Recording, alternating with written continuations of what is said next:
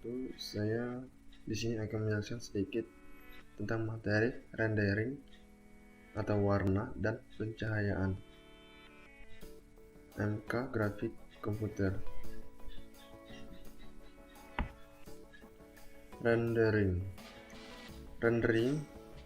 atau pengecatan sebuah cara dalam grafik komputer untuk membuat pemandangan nampak nyata atau visualisasi objek 3D menjadi real. Faktor-faktor yang mempengaruhi rendering: 1. Faktor cahaya, 2. Sifat atau karakteristik bahan, 3. Posisi kamera, 4, dan lain-lain sebagainya. Metode pendeteksian permukaan objek. Faktor utama dalam tampilan grafis realistik adalah identifikasi bagian skin yang dapat dilihat. Metode-metode yang digunakan untuk mendeteksi permukaan antara lain: 1. Metode ruang objek, 2. Metode ruang citra, 3. Metode backface detection, 4. Metode depth buffer, 5. Metode buffer, 6. Metode depth sorting. 1. Pengenalan warna. Warna merupakan hasil dari persepsi mata manusia dalam melihat suatu objek. Berdasarkan hasil penelitian Sir Isaac Ash Network tahun 1996, yaitu saat ia menemukan beberapa warna dari hasil pembiasan cahaya putih yang berasal dari cahaya matahari pada prisma kaca. Ia menyimpulkan bahwa warna dapat diartikan sebagai refleksi cahaya yang dialami dari objek. Pengenalan warna. Warna ditimbulkan oleh perbedaan kualitas cahaya yang direfleksikan atau dipancarkan oleh objek.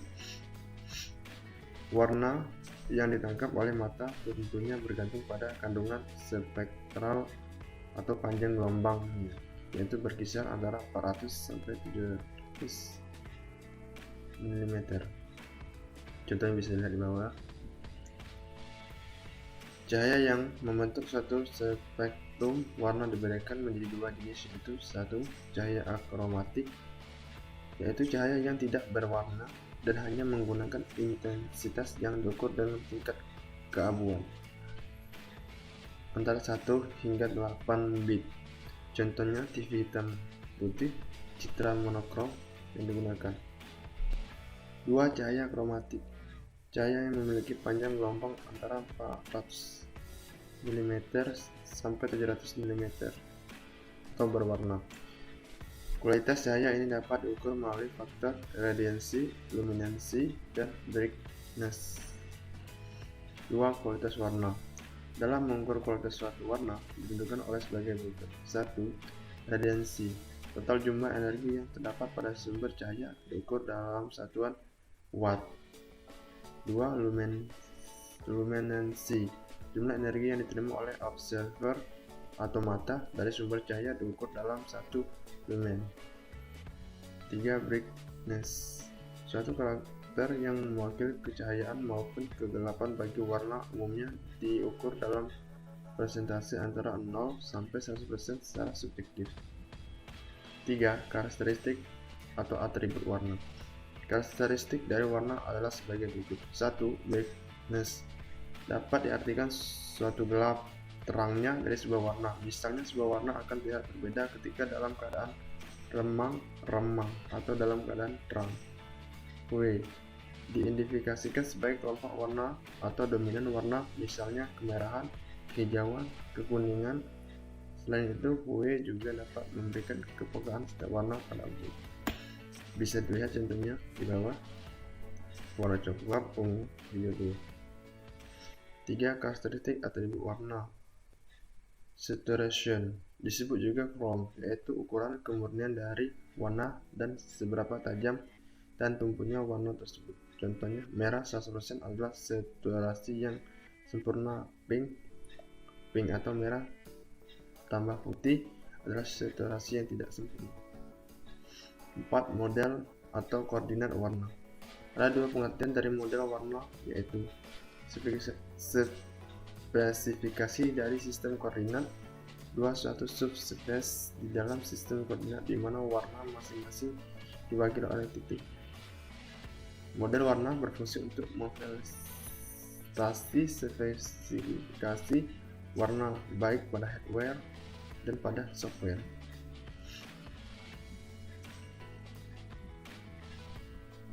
Pencahayaan lighting. Satu pengenalan cahaya.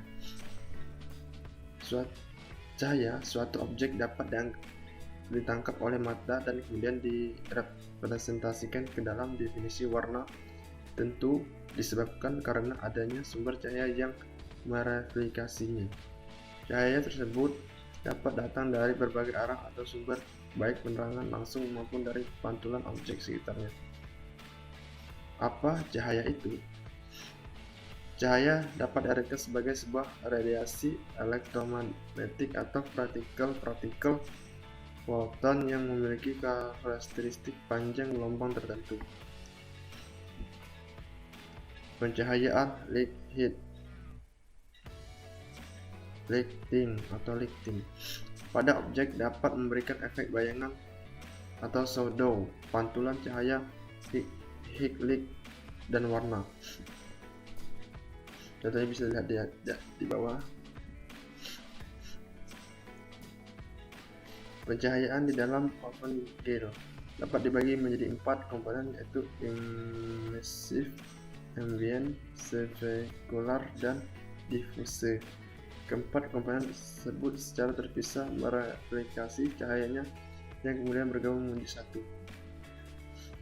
Namun keseharian sumber pencahayaan yang ada di sekitar kita hanya terdiri atas 3 kelompok saja, yaitu ambient, specular, dan diffuse. Hal ini karena emissive merupakan cahaya yang timbul dari hasil radiasi objek sendiri.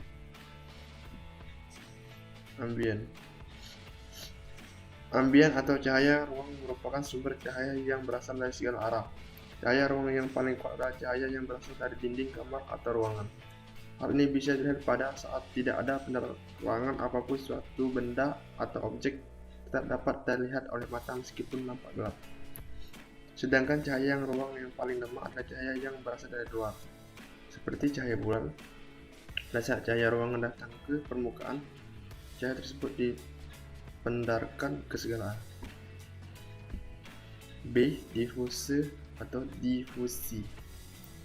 Difusi adalah cahaya yang berasal dari suatu arah yang kemudian disebarkan ke sekitar permukaan objek. Segala cahaya yang datang dari arah atau posisi khusus kemungkinan juga termasuk cahaya difusi.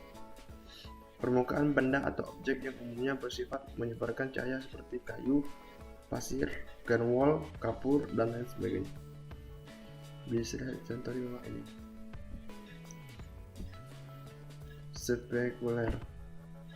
Spekular adalah cahaya yang berasal dari arah khusus dan tidak menyebar melainkan dipantulkan. Cahaya jenis ini menyebabkan suatu benda terlihat berkilau pada satu titik sehingga bisa disebut juga cahaya kilau. Benda yang paling kuat memancarkan cahaya spekuler adalah cermin dengan sumber cahaya sinar laser benda lainnya yang bersifat cahaya ini seperti besi, metal, plastik, kuningan, sendok, dan sebagainya. Bisa lihat di bawah ini contohnya. Mungkin sampai situ materi yang bisa saya sampaikan, dan bila ada kata-kata atau kesalahan saya mohon maaf. Saya akhiri. Wassalamualaikum warahmatullahi wabarakatuh.